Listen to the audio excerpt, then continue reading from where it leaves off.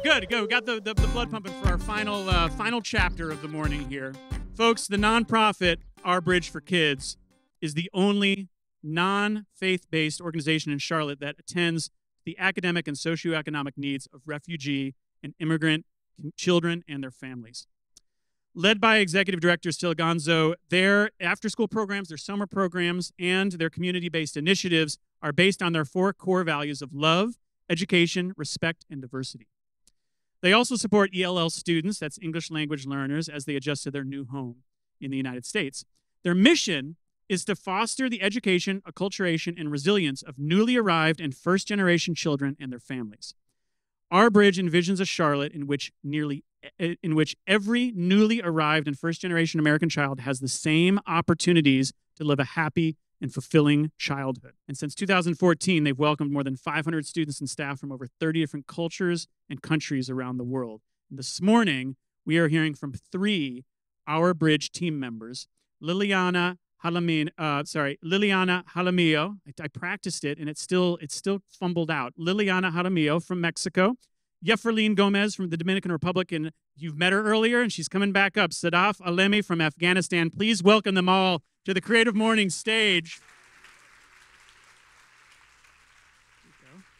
Okay, you guys are you gonna share a mic, or do you each want a mic? Here you go. Here's one. Perfect. Hello, everybody. How are we? Awesome. We're from Our Bridge for Kids, and we're here to tell our stories today. Hello, everybody. My name is Sadaf Alemi.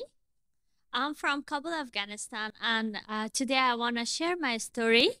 And I want to share my story about that lesson I learned from life. Sometimes in the past, my mom shared her story about 25 years ago.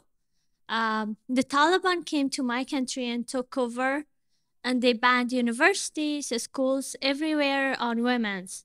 And on that time, living as a woman in that country, it was hard. And I just asked my mom how it's possible. How could you stay at home without doing anything? My mom said we were brave enough, and we were never thought about giving up. On August 15, 21, the Taliban came to Kabul again and took over for the second time. And I faced the same thing, like they banned universities, schools, everywhere on women and girls. And also they ordered burqa, means a hijab for on women's, that a woman, they have to wear hijab and they have to wear their faces. And it's really hard for a girl in that situation. And I just want to say, be brave enough in every situation of life, especially the worst situations. Like on August 15, I lost my everything. I lost my job, I lost my degree, I lost my university, my flag of the country, my hometown. And after 3 days of Taliban, my parents, my family, they decided to leave the country without being prepared, just move and walking in the darkness and to get the airport. Finally, I was brave to find the airport gate with my family. But it was really, it was the darkest night of my life. I never forget the night that I saw some people who lost their lives to get the airport.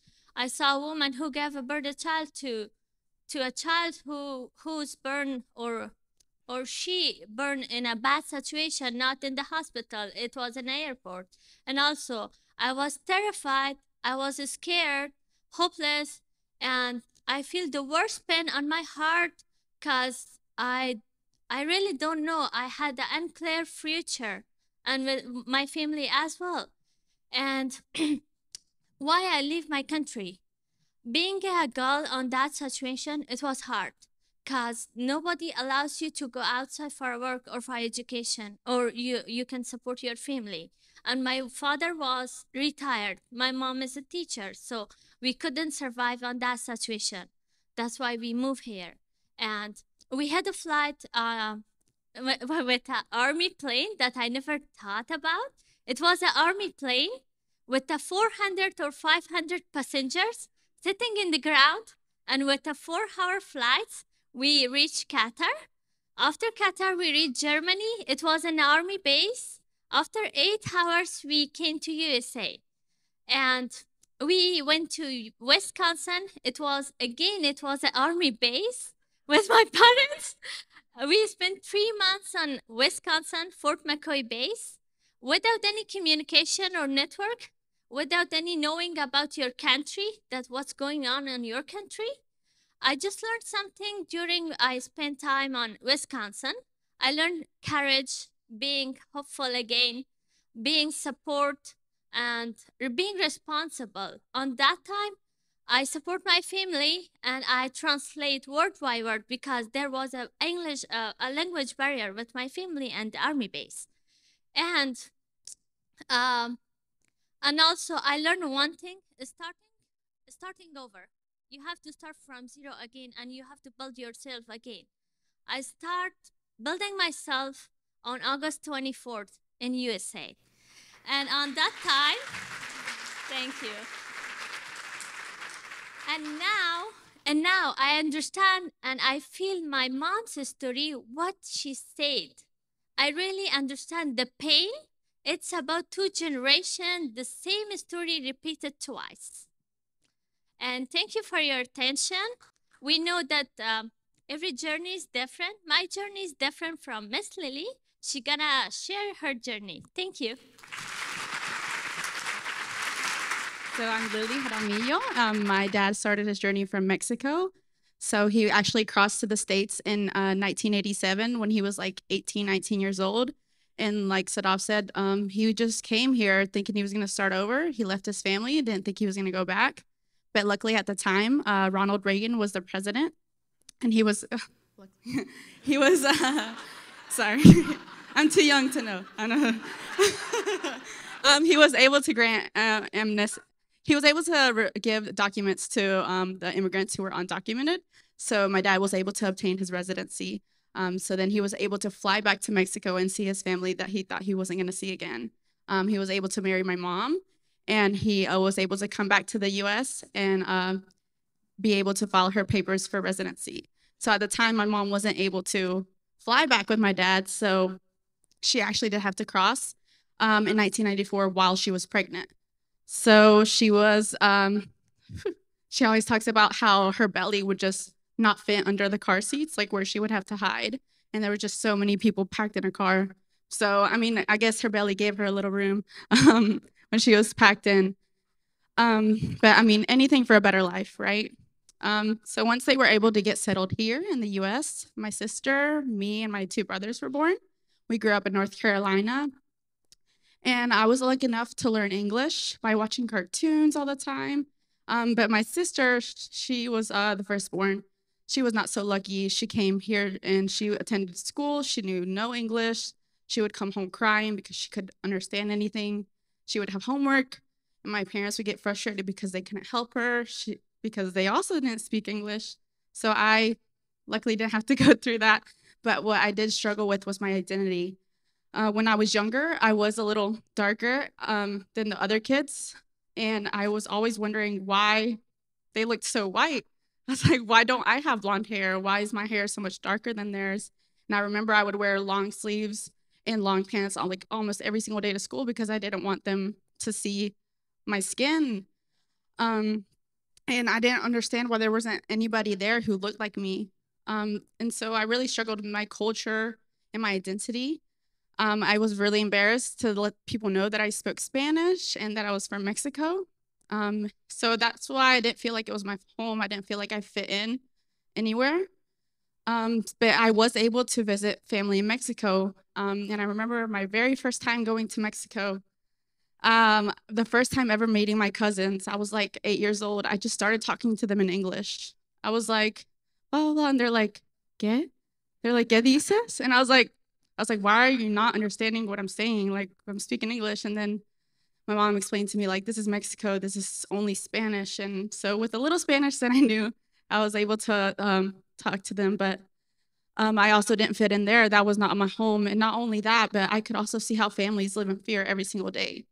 The government, which is what my mom calls the bad people that are in charge of our town, know everything that goes on. So Even when we're there visiting for like 2 weeks, they know that we're there visiting from the US, so they keep a close eye on us. And even for those 2 weeks of time that we're there, it's scary to know that they know that we're there, so I couldn't imagine it being a whole lifetime. So even like this beautiful place that we have here, you can't even live in peace. So after a while, I was able to get more in touch with my identity and my culture. And I think that's because of our bridge and my family. They made me proud of who I am. They made me proud of being able to speak Spanish. I speak 2 languages. So,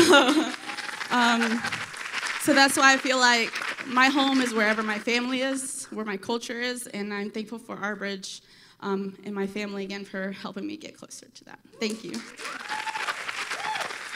And I know home has many definitions, and Jefferlyn, her definition of home is a little different than mine. My name is Jefferlyn Gomez, and yeah, home is very different for all of us, and it's really amazing to be able to hear everybody's different story. So for me, I'm one of the first in my family to be born in the United States.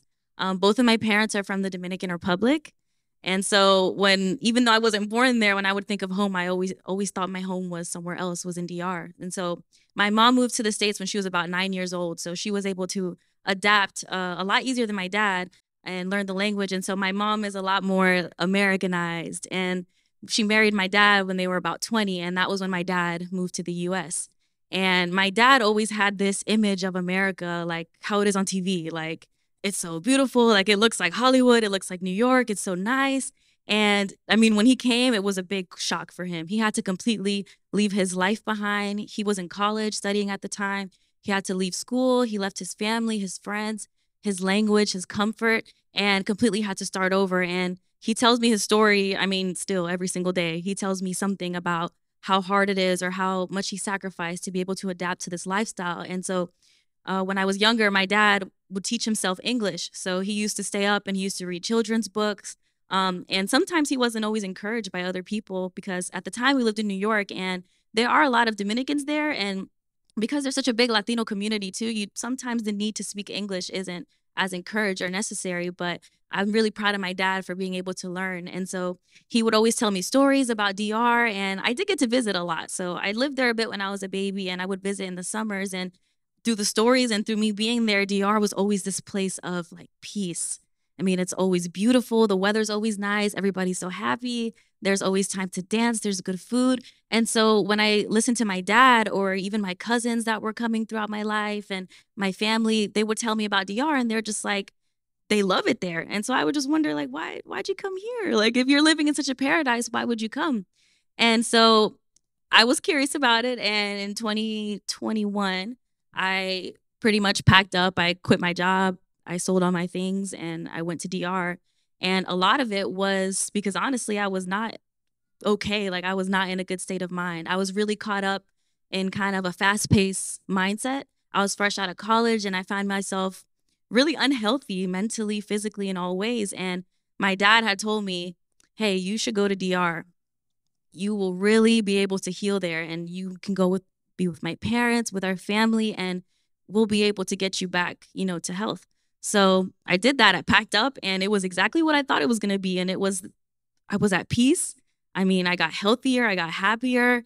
And one thing I learned too, being in DR, was to be able to appreciate every single day, because I think here, sometimes you get so caught up in just like work, home, sleep, that you forget to kind of enjoy the little bits of the day. And so in DR, my family always prioritized family first, God first, peace first. And so although, yes, you work and you find things to do that you love, it's really important to find times to dance with your family, to go out, enjoy music, enjoy food.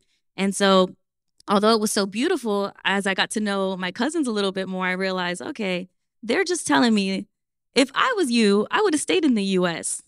And I'm like, why would you, why? Like, you're happy, I'm happy, everything is so nice. But I realized as I was looking for work opportunities, I was looking for a master's program too. And I realized, wow, the choices are very, very limited here. And my family does not have the same access to education as I do here.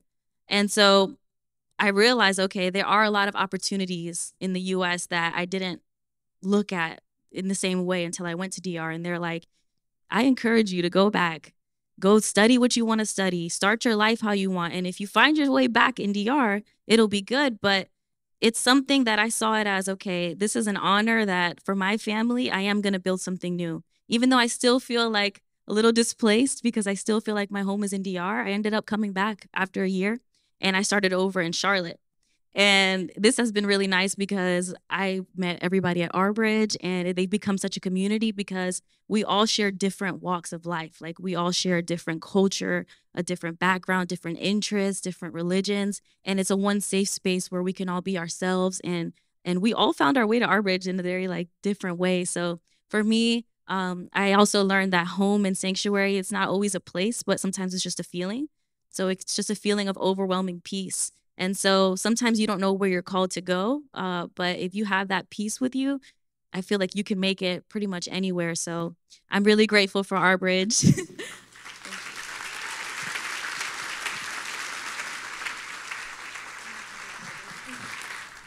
So I'm really thankful and grateful to work in such environment, diverse environment in Howard Bridge as a class facilitator and as a family support navigator. Working with these two areas really amazing because working with Afghan kids and supporting them and makes them feel you are not alone. We are with you. And also working with Afghan families or recently who came new and we're gonna support them. This is the amazing feeling that I have now. And also I'm working with RSS, Refugee Support Services. This is the same thing that I wish and I had a dream to work with refugee or these services. And it's really good that Howard Bridge they treat us with love, respect, and it doesn't matter what's your religion, and they respect your values, your culture, and also this is the good thing that I'm working with Howard Bridge, and thank you. Yeah, so not only so Sadaf is a classroom facilitator and she also helps with family support, which is what me and Jefferlyn do. And in my family support role, I help high schoolers who are chronically absent and to reconnect them with the schools. And I mean, a huge thing that we talk about is trust and building relationships with the families. And we talk about sanctuary and home. And I feel like the way that we do that is making sure we have somebody who can connect with them in their first language and who can relate to their experiences. And with that, I feel like Our Bridge creates such a welcoming and warm environment, like Sadaf said, with any religion, any culture. And I love that we're so diverse. And like I said, they make every child so proud of where they are. We have kids carrying their flag everywhere every single day. Kids draw their flags every day, but we make sure to hang them all up because I wish I had that as a child. I wish I had someone to show me that my flag was amazing. My flag is beautiful. And to have someone hang it up would be shout out to Our Bridge.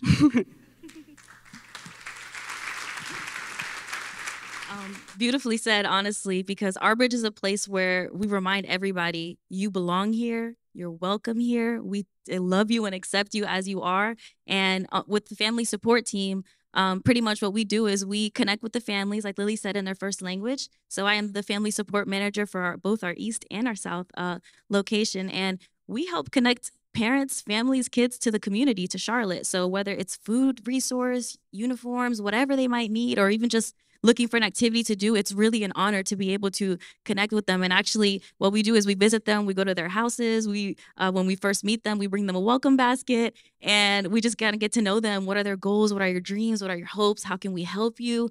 And so it's really powerful just to have a safe space for them to be vulnerable and for us to be vulnerable, because a lot of these families will meet them for the first time and they will just open up and tell us their journey of how they got here.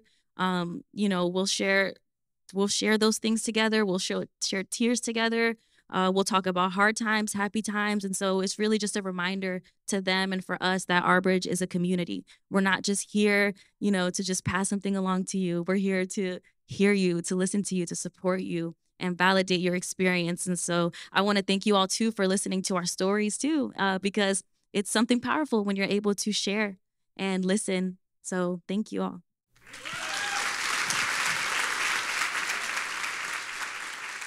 Ladies and gentlemen, give it up for Jefferlyn Gomez Liliana Hamamino and Sadaf Alimi from Our Bridge. Thank you all so much.